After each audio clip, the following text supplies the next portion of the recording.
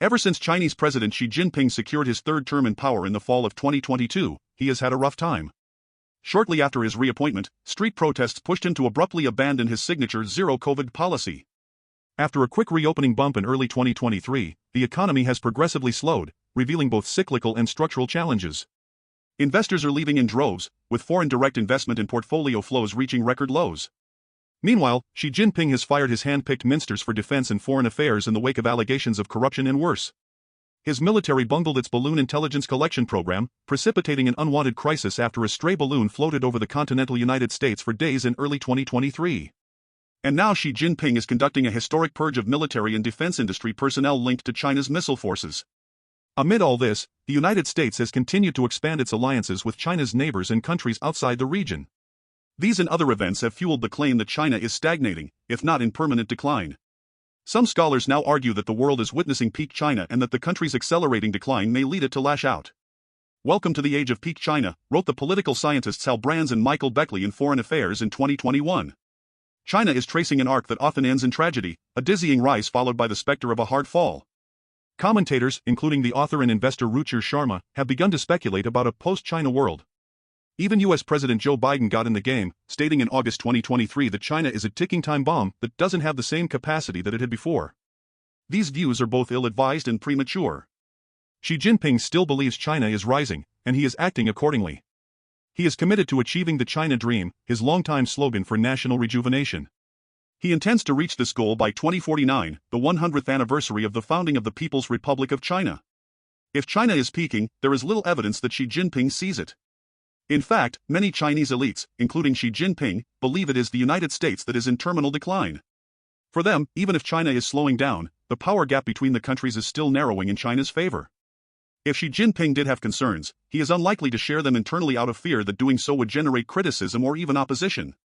His ambitions are so central to his legitimacy and to the credibility of the Chinese Communist Party, CCP, that there is little space or incentive to walk them back. Xi Jinping is hardly oblivious to China's recent problems. But as a committed Marxist-Leninist, he sees his country's rise not as a linear process but as one that will take time and require adjustments. In his view, the country's current difficulties are mere bumps along the road to achieving the China Dream. Xi Jinping also believes that China's path to greatness will differ from those of the Western powers, especially the United States. He believes in a strong role for the state, limited and controlled use of the market and the private sector, and the centrality of technology that can drive productivity gains. He wants an economy that looks more like that of Germany, an advanced manufacturing powerhouse, than that of the United States, which relies heavily on consumption and services. Xi Jinping's approach could work if he harnesses the right blend of state power and market forces, remains sufficiently open to global capital and technology, and embraces policies that address some of China's biggest domestic problems, such as its declining and aging population. Xi Jinping's recent actions, however, do not inspire confidence in his ability or willingness to take these and other steps to avoid a stagnating economy. But if there is one lesson to be taken from the past 40 years, it is that the CCP and its management of the economy can often muddle through against the odds. Moreover, the concept of peak China makes little sense in today's interconnected world, where states possess diverse sources of power and myriad ways to leverage them. Is Chinese power waning if its economy underperforms but its military modernizes and its diplomacy generates influence? China peaking economically is not the same as China peaking geopolitically, a distinction lost on many advocates of the peak China argument.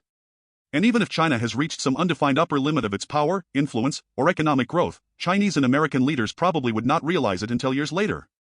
In the meantime, Beijing could still pose numerous problems for Washington and its friends and allies. And if it turns out that China's power is in decline, it can still use its substantial capabilities to undermine U.S. interests and values in Asia and all over the world. So regardless of whether the label is accurate, for Washington to adopt a belief in peak China and base its policymaking on it would be unwise and even dangerous. Title 1, The Story China Tells Itself. Since coming to power in 2013, Xi Jinping has been crystal clear about his beliefs about China's prospects and its future trajectory. He has grand ambitions for the country and a great sense of urgency. At home, he seeks to improve the legitimacy and efficacy of CCP rule, to remake the party-state system by reducing the role of the government and increasing the role of the party, and to rewire the Chinese economy so it is more self-sufficient and equitable. Abroad, he wants to reform global governance to better protect Chinese interests and to promote illiberal values such as expanded state control, constrained markets, and limits on individual freedoms. Xi Jinping's plans are evident in both his public remarks and how the CCP talks to itself via state media, propaganda, and internal speeches. Xi Jinping remains committed to the idea that China still enjoys what he calls a period of strategic opportunity. In March 2023, on a visit to Moscow, Xi Jinping said to Russian President Vladimir Putin, "Right now, there are changes, the likes of which we haven't seen for 100 years, and we are the ones driving these changes together." At a conference in December on foreign affairs work, a meeting the CCP holds every 5 years, Xi Jinping explained that one of his main tasks is to foster new dynamics in China's relations with the world, and to raise China's international influence, charisma, and shaping power to a new level. Although Xi Jinping has openly acknowledged the high winds and perilous, stormy seas confronting China, he sees those risks as reasons not to pull back but to keep forging ahead, to push harder and faster. The same narrative is prevalent throughout the party.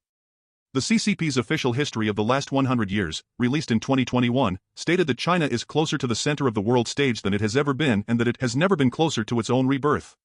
Xi Jinping's current intelligence chief, Chen Yixin, gave a speech to CCP cadres in early 2021 in which he catalogued all the problems facing Western democracies and announced that the East is rising, and the West is declining, a phrase that has become something of a CCP slogan.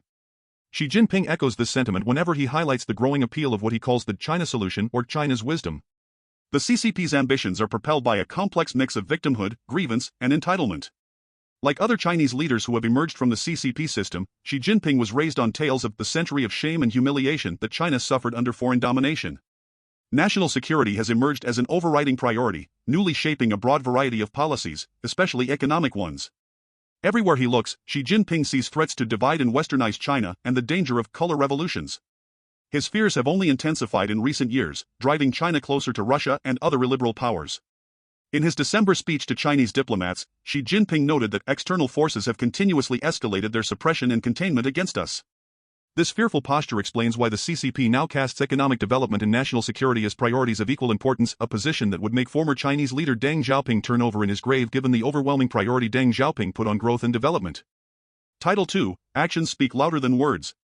Xi Jinping's predecessors allowed the country's state council, the cabinet, and its provinces to play a greater role in policy formulation and implementation and provided the political space for market forces, private capital, and individual entrepreneurs to drive much of the country's growth. To carry out his agenda, however, Xi Jinping has taken steps to put the CCP at the center of political, economic, and social life in China. With barely a hint of internal pushback, he secured a third term, positioned his confidants in top jobs, and marginalized and embarrassed his predecessor, Hu Jintao. During the closing ceremony of the National Congress of the CCP in October 2022, the elderly Hu was removed from his seat on the dais and escorted off stage. The sudden death of Premier Li Keqiang last fall has left Xi Jinping with no rivals within the party. Unlike Deng Xiaoping, Xi Jinping doesn't have to put up with a group of elders carping behind the scenes. To further consolidate his political power and advance his policy goals, Xi Jinping has carried out an aggressive, decade-long anti-corruption campaign, which today remains as intense as ever. The 2023 ouster of the Ministers of Defense and Foreign Affairs, who were both nominally close to Xi Jinping, should be read not as a sign of his weakness but of his strength and determination. He removed them summarily and with no apparent drama. His current purge of military and defense industry officials linked to China's cherished strategic rocket forces, more than a dozen men and counting, reflects his confidence in his position and his commitment to modernize the military. Xi Jinping's expansive view of national security involves a high degree of political monitoring and repression, which remain the CCP's key tools for realizing Xi Jinping's vision of a new party-state system. He has empowered his security services, aided by dystopian uses of surveillance technology, to eliminate any hint of dissent, to quiet restive minorities in Xinjiang and Tibet, and even to help implement economic directives, such as by harassing foreign consulting firms collecting sensitive information. In a first for China, the country's civilian spy agency, the Ministry of State Security, now operates an active WeChat account, where the office publicly comments on numerous hot-button issues, including U.S.-Chinese relations and alleged foreign spy operations. Despite economic headwinds and slowing growth, Xi Jinping is driving forward, not struggling with indecision, as suggested by peak China advocates. He wants to rewire the Chinese economy so that it relies less on exports and investment in real estate and infrastructure and more on technology and advanced manufacturing to generate growth.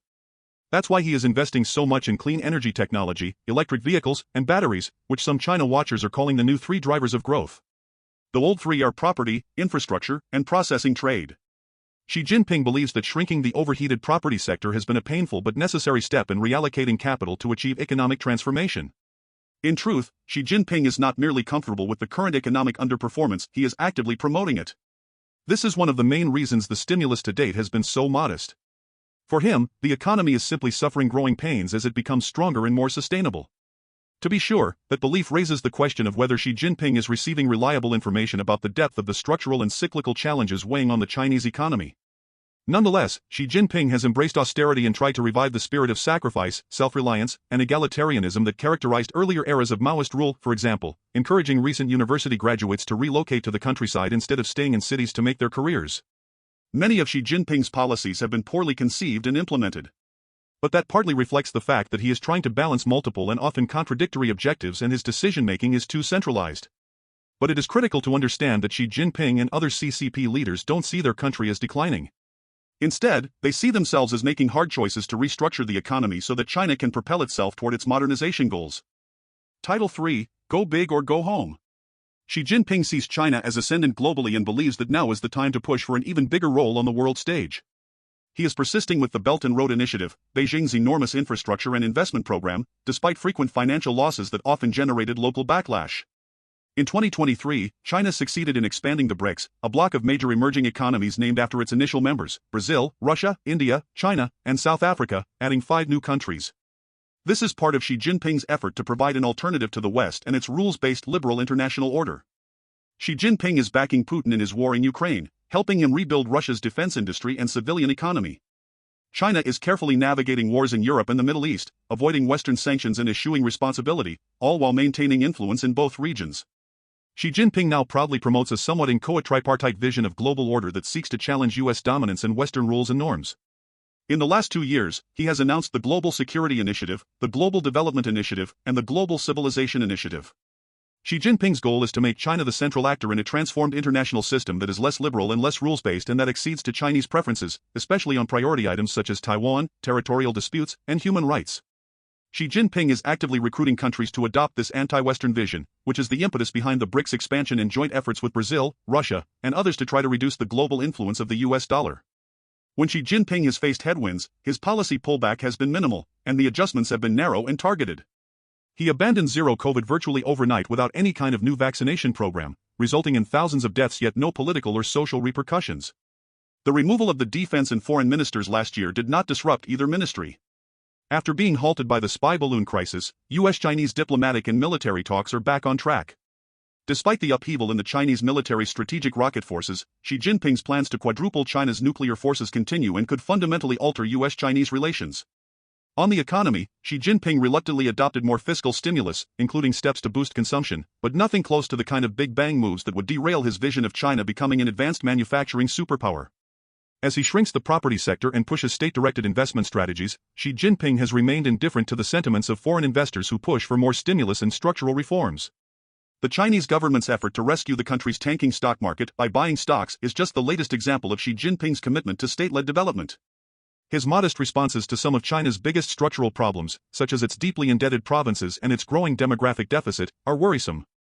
Still, there are policies he could adopt to address those problems, he just hasn't done so yet.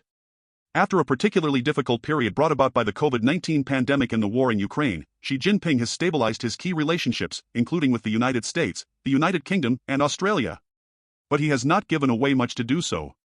China continues to thread the needle on Russia. It is boosting Russia's military capabilities with dual-use exports and helping to prop up its economy while avoiding large-scale US sanctions. And China remains a dominant economic and diplomatic force in many parts of the world. So far, Xi Jinping has made only tactical adjustments, a tried and tested CCP approach to justify policy moves without being distracted from long-term goals. Title 4, It's not just the economy, stupid. Beyond ignoring Xi Jinping's clear commitment to China's rise, embracing the idea of peak China is problematic for additional reasons. First, it is difficult to measure and understand what peak China means in practice. Is it an absolute term or a relative one, and if the latter, relative to what? It is unclear whether the term takes into account US power or Xi Jinping's perception of it. Perhaps China's leaders are not worried about whether their country is peaking because they believe the gap with the United States will keep closing, even if at a slower pace. Also, China could peak in one area but advance in others, complicating the calculation. Proponents of the argument that China is now in decline point primarily to its economy. Yet as the economy slows, which is partially by design, China retains other sources of power and influence. The bottom line is that China will remain a global power even as its economy underperforms. It remains the world's largest exporter and creditor and is the second most populous country.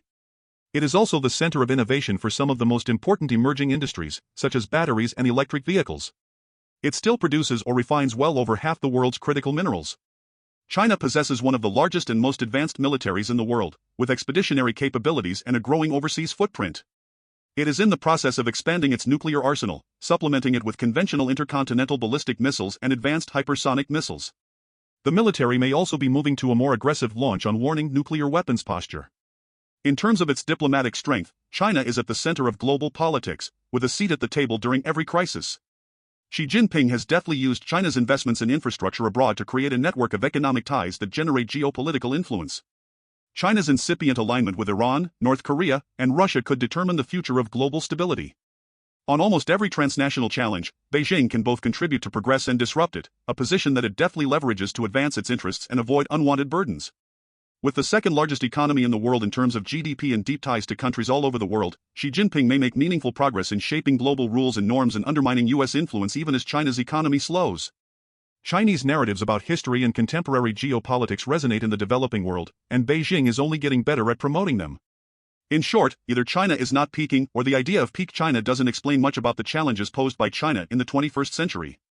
Instead of projecting the West's fears and hopes onto China, Western officials must try to understand how China's leaders perceive their country and their own ambitions. The idea of peak China only confuses the debate in the United States. It leads some to argue that China's weaknesses are the problem and others to suggest that China's strengths pose the biggest risks. Each side crafts convoluted policy proposals based on these assumptions. But seeing China through this simple lens ignores the fact that even a stagnant China can cause serious problems for Washington, economically and strategically. Such a confused debate distracts from the efforts needed to allocate resources to what is a much more complex competition with China. U.S. policymakers still need to determine where and how to compete with China and, equally important, what risks they are willing to take and what costs they are willing to pay. Today, these foundational questions remain unanswered, and they could become far more dire for U.S. leaders if mishandled now. If the war in Ukraine has reminded us of anything about U.S. strategy, it is that both clarity of purpose and political consensus are needed. On China, the biggest risk today is not that China's rise will fade away, and Washington will have overreacted.